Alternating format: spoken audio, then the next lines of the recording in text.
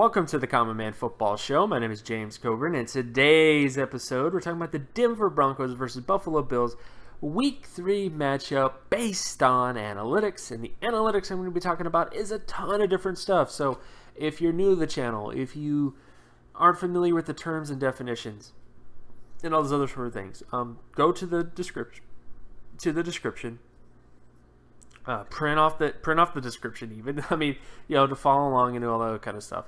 Because we're taking a deep dive into the individual matchups of the Denver Broncos versus the Buffalo Bills. We're also going to look at a couple player matchups, basically a defensive end versus offensive tackle matchup, because I always think those are fun things to watch as an NFL fan. A little bit easier to watch as well. And then, of course, look at some wide receiver, basically skill position matchups versus secondary matchups, in particular in this game.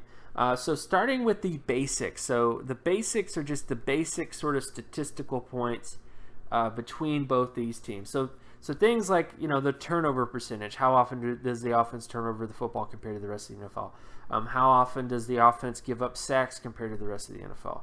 How often does the defense get sacks? So things like that is points of emphasis. These are things that matter towards winning football games. And I did a video a couple days ago going into more detail on this kind of stuff. You can check that video as well, and I'll also leave a link in the description. But for the most part, let's get to it. So in terms of this matchup, the data as of right now, so the data based on two weeks worth of data collection, the data favors the Denver Broncos versus the Buffalo Bills. The big reasons why is because of the defense. The Denver Broncos defense overall has performed well when it comes to their split data. So basically their ability to prevent, the total D score is basically the ability to prevent first downs on defense, while the total O score is the ability of the offense to create first downs with the offense. And both those things have been performing well in the last 2 weeks. What has made things interesting for these teams, though, is the offense has had issues with turnovers. They've pretty much been one of the worst in the NFL when it comes to turning over the football, offensively speaking. They've also been one of the worst in the NFL when it comes to giving up sacks, but they have been able to put points on the board. In terms of the OSC, which is basically offensive score percentage, they're above average in the NFL when it comes to their ability to put points on the board. For the most part, and also getting first down. So they've been able to move the football on offense, but they have had issues in terms of sacks, and they have had issues in terms of turnovers. On the defensive side of the ball, they've been very good in terms of preventing points, which is a big thing. Again, this is a very defensive dominant kind of team, in terms of strengths. But the defense, surprisingly, has not been able to create as many turnovers compared to the rest of the NFL from a percentage standpoint. And they've also not really been the best in the NFL when it comes to sack percentage. And again, this is based on 2 weeks worth of data. Maybe that will change after this week. But so far, they've been having issues in terms of sacks. But they have had good things in terms of interceptions for the Denver Broncos. Pretty much above average when it comes to creating interceptions from a percentage standpoint. Their special teams, they've been better in terms of punt returns and kick returns significantly, like night and day difference between those two particular areas. Defensively, they've been better at preventing punt returns than kick returns, and they're actually last in the NFL when it comes to preventing kick return yardage. It's only 2 weeks worth of data, but that's kind of been the case. Their field goal percentage has also been kind of lower in the NFL. This could also be because of only 2 weeks worth of data. So as more data comes in, this will make things a little bit more accurate. But as of right now, their field goal percentage is kind of lackluster. Their extra point conversion percentage is also a little bit lackluster, and their punting is above average. So their ability to punt the football, their average punting distance is above average.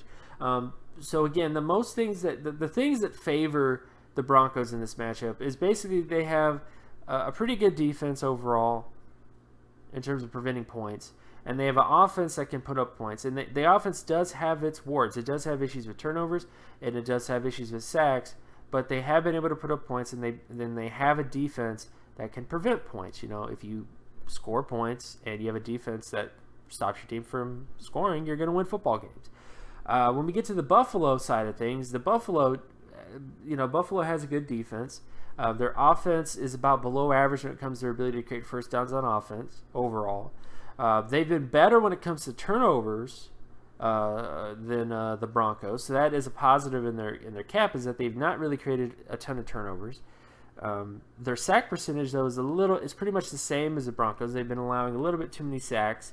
And the biggest issue of all for the Buffalo Bills is their ability to create points on, offensively. So they've been struggling a bit when it comes to getting points offensively, and that is probably a big reason why they've, had a couple early losses. At least the loss last week was because they weren't able to put up points, but their defense has been able to prevent points. So again, this is the big matchup to see, I guess, is that the Bills can put up points against the Broncos defense, then they have a shot to at least match up fairly well because of because they don't turn the football over a lot. But you have to put up points, to win football games. So that is kind of the Achilles heel. That's why the Broncos, based on the data, are favored over the Bills, is because the Bills' offense has just not been able to put up points overall, and that is an issue. But a big matchup to watch, and we'll get to more of this, is that the Buffalo Bills have been pretty much 90-plus percentile when it comes to their ability to create sacks in terms of the rest of the NFL. Like, their sack percentage is really high on defense. And they're going up against the Denver Broncos, who have performed really badly when it comes to sacks, overall against the rest of the NFL. So that is definitely a big matchup to watch. Overall, is the sack sort of thing, and we'll get into more of that when we get there.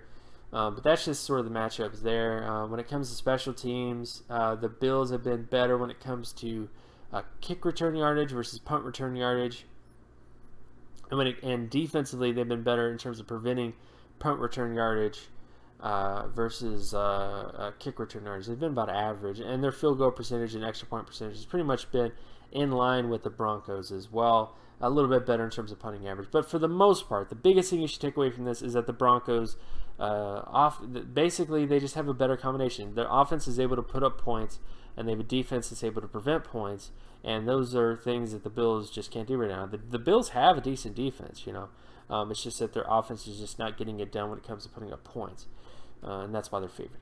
So when we get to completion percentage, so this is basically the Buffalo Bills offense in terms of completion percentage in various splits versus the Broncos. And for the most part, the Buffalo Bills offense is favored a little bit when it comes to completion percentage. The Broncos defense is better when it comes to first down completion percentage, but the Bills are better when it comes to second down completion percentage, third down completion percentage.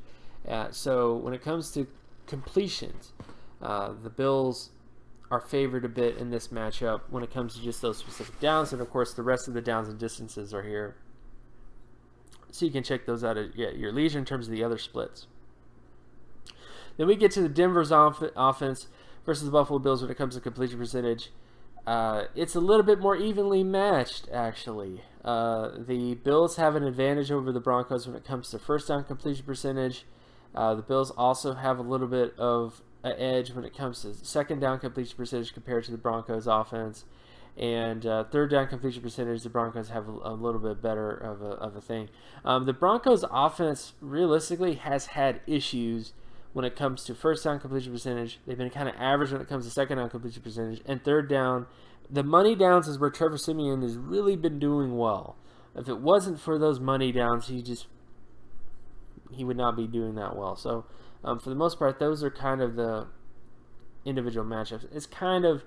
It favors the Bills to a certain extent in terms of completions. But third down is a very important down. So it's I would say it's a little bit, kind of evenly matched, but does favor the Bills a little bit when it comes to at least the initial downs overall. Then when we get to rushing offense versus the Broncos defense. So the Bills rushing offense versus the Broncos rushing defense.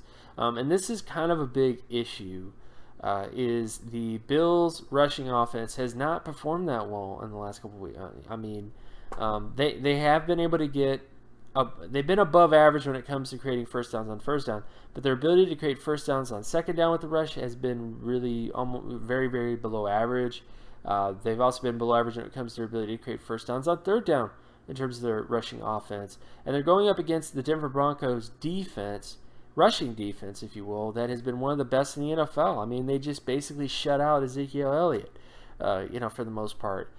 So this is kind of scary. And this is also a team that's kind of known for their rushing offense, at least from last year.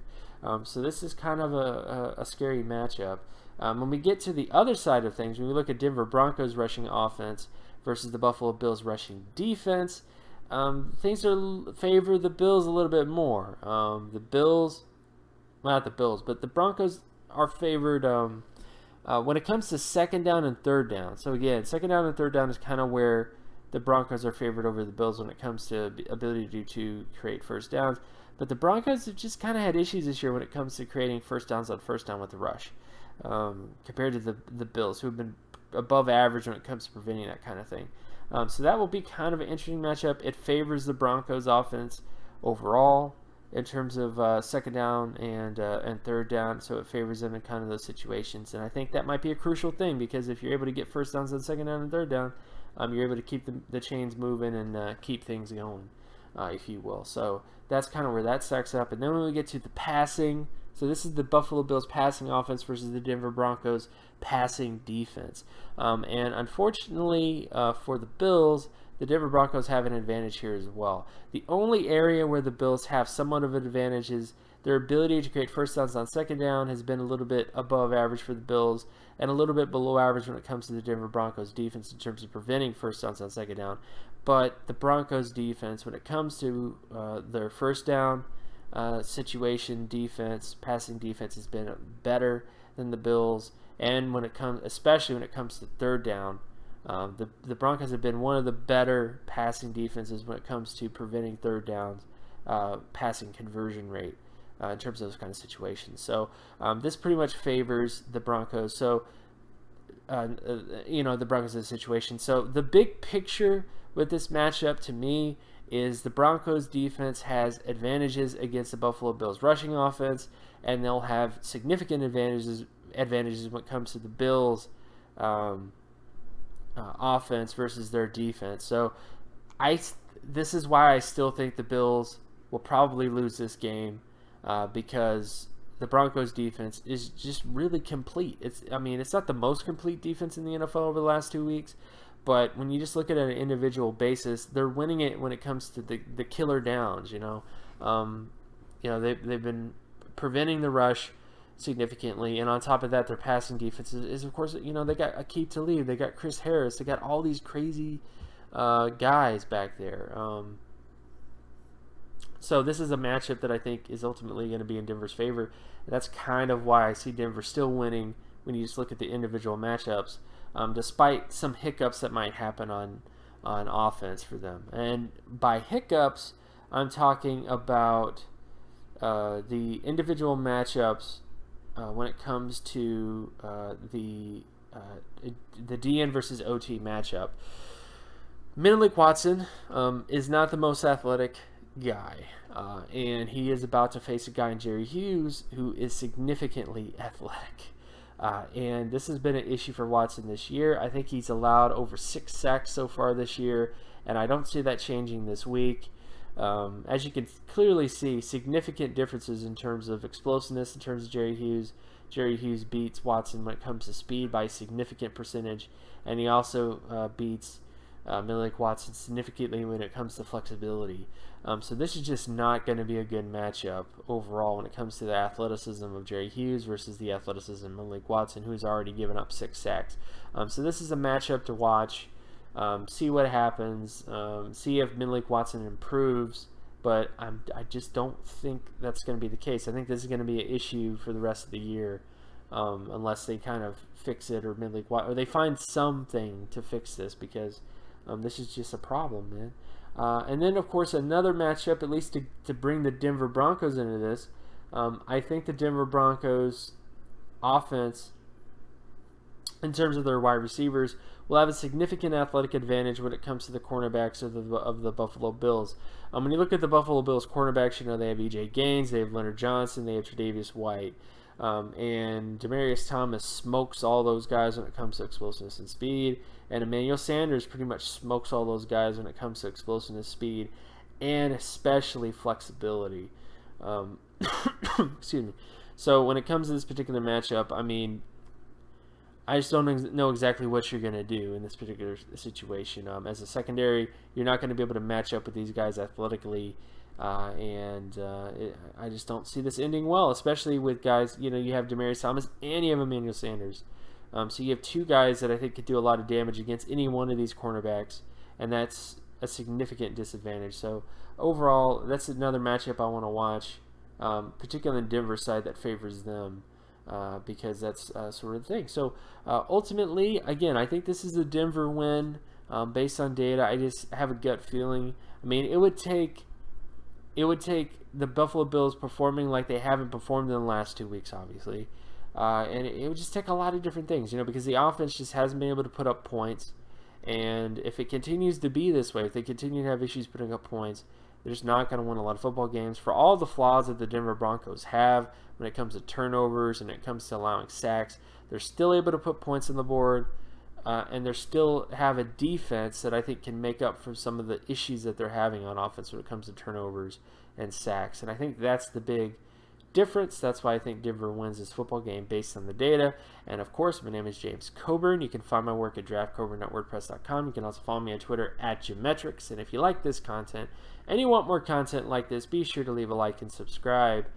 Share this video as well with anybody that you know, and I'll talk to you guys in the next video. Peace.